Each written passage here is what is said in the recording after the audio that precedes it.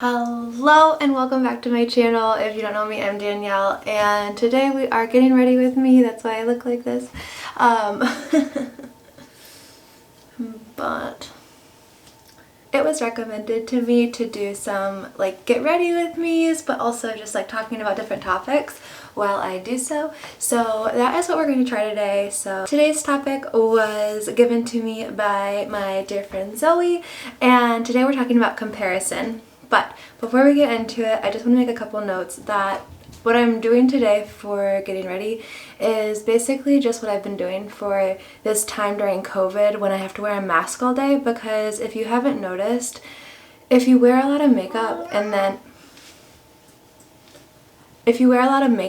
wear your mask and then your makeup gets on your mask and then it gets like moist, and then it just kind of like creates this really great atmosphere for acne where your mask is. So ever since I stopped wearing a full face of makeup when I have to wear a mask, my maskne has gotten way better. Hyram talks a lot about this in his video about maskne, so check that out if you are having trouble with acne right around here where your mask is. That will help. So let me see here. Today I have a couple meetings and I need to go get groceries, so I'm going to be wearing a mask a lot, so I'm going to do that routine, if you will. But no get ready with me is complete without coffee. So also I have mega bags under my eyes because there's just a lot going on all at once and it's just kind of stressful, but it'll be fine. So, how do I get ready? Let me wash my face and then we'll talk about comparison and why like you'll never win at the game of comparison.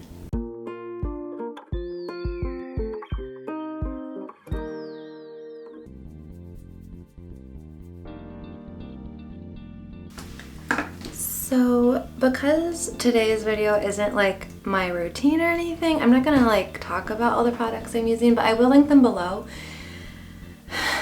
And the ones that have a little asterisk by it, those will give me a small commission if you purchase through that link. So if you are going to purchase, you know, and you want to help a girl out, purchase through that link, but no pressure at all. They're mostly there just for your, you know, convenience.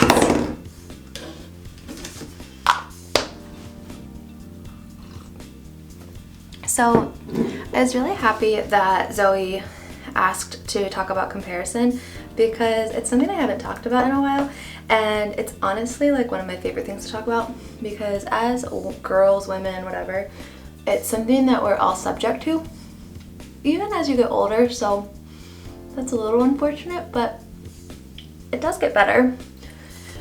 But the reason you can never win, okay, wait a second, this might not be a great idea. Okay, now, the reason you will never win at the game of comparison is a couple things.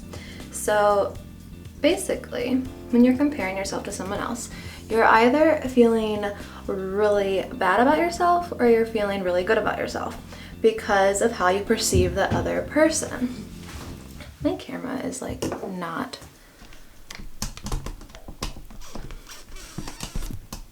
Is that better? Oh yeah, that's good. The thing is that no matter what, you are either going one way or the other with that. So either you're looking at someone else and you're like, man, they are so pretty, they're so talented, I wish I was that talented.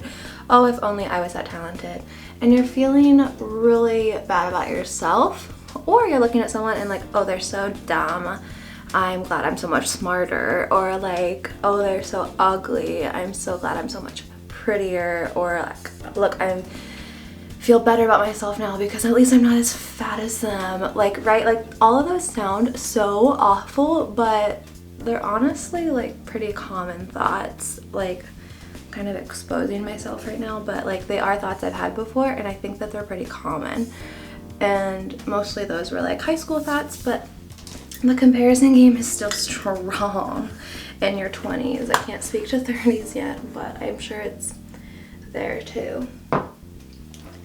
So basically, what I would encourage you to do if you are having trouble with that is pinpoint when you're feeling that like struggle of comparing yourself to others. Like, what are you comparing? Are you comparing your looks? Are you comparing your smarts? Are you comparing your financial stability?